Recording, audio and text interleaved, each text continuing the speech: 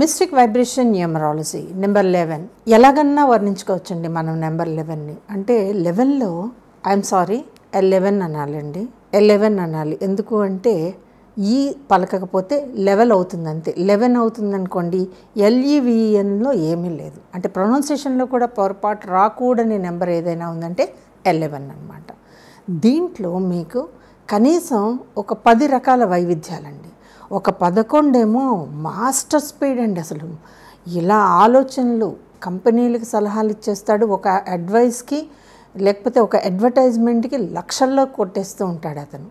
ఒక 11 అండి, ఓ 11 పుట్టడమే ఆర్టిస్ట్ ఫ్యామిలీలో పుడతాడు, అంత క్రేజ్ తెచ్చుకుంటాడు, అలాగే ఎదుగుతాడు. ఇది ఒక 11. ఒక కాయిన్కి ఒక సైడ్ అండి.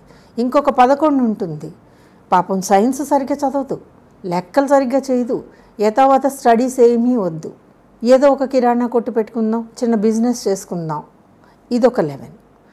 ఇంకొక 11లో మీకేముంటుందంటే షేర్ మార్కెట్ని దడదళ్ళాడిచ్చేస్తాడండి. పెట్టడం ఆలస్యం, కొట్టేయడమే డబ్బులు అన్నట్టు ఉంటాడు ఆ 11.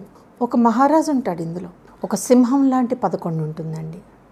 2 11లు ఉన్నాయి ఇందులో మీకు. కండపుష్టి కలిగిన సింహం, ఓల్డ్ అయిపోయిన సింహం, 2 11. మరి ఇక్కడ 2 ఒకలా ఎలా ఉంటాయి మీకు? ఉండవు కదండి. అందుకే ఓ 11లో సూపర్ స్టార్ ఉండొచ్చు, అదే 11లో డైలీ ఖర్చుల కోసం కూడా పాకెట్ని 10 సార్లు తడుముకునే 11 కూడా ఉండొచ్చు. ఏదేమైనప్పటికీ 11లో అయితే ఒక విన్యాసం తప్పనిసరి అండి.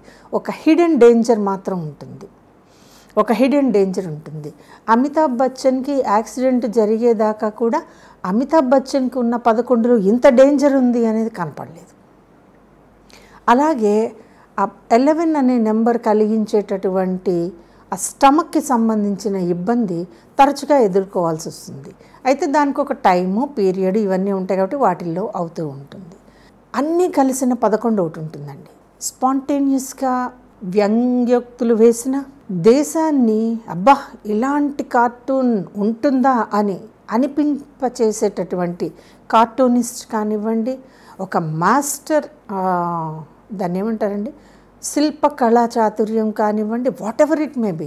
ఎందుకో తెలియదు, ప్రపంచంలో ఇటువంటి వింతలన్నీ కేవలం 11లోనే ఉంటాయి. కానీ 11లో తప్పనిసరిగా ఏదో ఒక స్టేజ్లో అండి, ఐదర్ ఎర్లీ ఆర్ చివరిలో అయినా సరే ఈ 11 కల్పించే హిడెన్ డేంజర్ మాత్రం ఉంటుంది.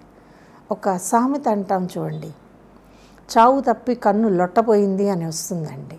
మీకు అర్థం కావటం కోసం చెప్పాను, దీన్ని ఇంగ్లీష్లో చెప్పచ్చు, కానీ మామూలుగా మన తెలుగు నుడికారాల్లో ఇలా అంటారు. అంతటి ప్రభావం మీకు 11లో కనపడుతుంది. 11లో కనుక మొట్టమొదటి అబ్బాయో అమ్మాయో పుట్టడం నాకు తెలిసి అంత శ్రేయస్కరం కాదు. కానీ రెండవ సంతానం కనుక 11గా పుడితే, 11లో పుడితే బాగుంటుందండి. వీళ్ళకి స్టేటస్ మారుతుంది. చాలామంది తల్లిదండ్రులు నన్ను అడిగే క్వశ్చన్, రెండవ సంతానం మాకు కలిసి వస్తుందా లేదా? మీకు కలిసి రావటం కాదండి, వాళ్ళు బాగుంటారు. ఇక్కడ మీరు అర్థం చేసుకోండి, వాళ్ళు బాగుంటారంటే మీరు బాగుంటేనే వాళ్ళు బాగుంటారు అని అర్థం. ఇదే కలిసి రావటం అంటే. ఇక్కడ 11లో నేను ఇంకొకటి కూడా చెప్తానండి. అవకాశం ఎక్కడో ఉంటే మన చేతిని అంత దూరం పెంచుకుంటూ వెళ్ళమంటుంది 11. ఎవ్వరికీ కూడా ఒక రన్నింగ్ రెడ్ కార్పెట్ వేసి మీరు వచ్చేసేయండి అనదు. ఎంత మహానటుడి కొడుకైనా సరే, మీకు ఎంత రెడ్ కార్పెట్ ఉన్నా సరే, మీ డేట్ ఆఫ్ బర్త్లో 11 ఉన్నప్పుడు మీరు పడే కష్టాలు పడాలి, ఇబ్బందులు పడాలి, అన్నీ పడితేనే ఆ 11 మిమ్మల్ని ఒక ప్లేస్లో కూర్చోబెడుతుందండి. అంటే ఏమిటండి, మన అవసరాన్ని మించి మనము కష్టపడినప్పుడు ఈ 11, ఈ 11 మీకు నష్టాన్ని అయితే ఇవ్వదు. అయితే 11లో పుట్టగానే భయాలు వద్దు, అయ్యో 11లో పుట్టారని వద్దు. ఒక డేట్ ఆఫ్ బర్త్కి సిగ్నిఫికెన్స్ ఉంటుందండి. ఆ సిగ్నిఫికెన్స్ ప్రకారం మనం లెక్కలన్నీ వేసుకుంటే ఎటువంటి నెంబర్నైనా సరే మనకి అనుకూలంగా మలుచుకొని ఆ నెంబర్ వేలో మనం వెళ్ళిపోవటమే బెస్ట్ సొల్యూషన్. అయితే నేను 11 వాళ్ళకి ఒక సలహా ఇస్తాను. 11 వాళ్ళకి ఎప్పుడు కూడా వాళ్ళ దగ్గర ఒక బిందె షేప్లో ఉంటాయండి పరిల్స్, బిందెల్లా ఉంటాయి, లేదా మామూలు సైజు కంటే పెద్దవి. అది ఎప్పుడు మీ దగ్గర ఉంచుకోండి. ఎందుకు అంటే ఏ కామెంట్కైనా ఈజీగా ఏడ్చేసే రకం 11. ఎవరేమన్నా ఏడ్చేసే రకం 11. ఏదన్నా అంటే గంటలు గంటలు బాధపడిపోతుంది 11. ఇది కట్ అయిపోతుందండి. అంటే అది ఎలా తయారవుతుందో తెలుసు కదా మీకు. హార్డ్ కాల్షియం అన్నమాట. కాబట్టి అంటే సింపుల్గా ఈజీగా వెళ్ళిపోవాలి, మనకేదో రెమెడీ కావాలి అంటే కనుక మీరు తయారు చేసుకోవాల్సింది ఇదేనండి. లేదనుకోండి, అన్నిట్లో బెస్ట్ మంచి డైమండ్ని చూసుకోండి, హ్యాపీగా రింగ్లా చేసుకోండి, మీ ఇష్టం. మీరు మరీ స్టైల్ మెయింటైన్ చేస్తే చెవికి పెట్టుకోండి, నాకేం అభ్యంతరం లేదు.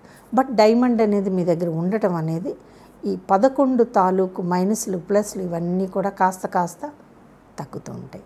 సో 11 మీకు ఎలా అర్థమైందో నాకు తెలియదు, కానీ 11లో అన్నీ ఉన్నాయనేది మాత్రం ఒక వైబ్రేషనిస్ట్గా మీతో చెప్పగలను.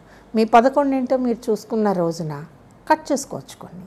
అదే తెలియలేదనుకోండి ఏమీ చేయలేం కదా. ఈ వీడియో కనుక మీకు నచ్చినట్లయితే లైక్ చేయండి, షేర్ చేయండి, మా ఛానల్ని సబ్స్క్రైబ్ చేయండి.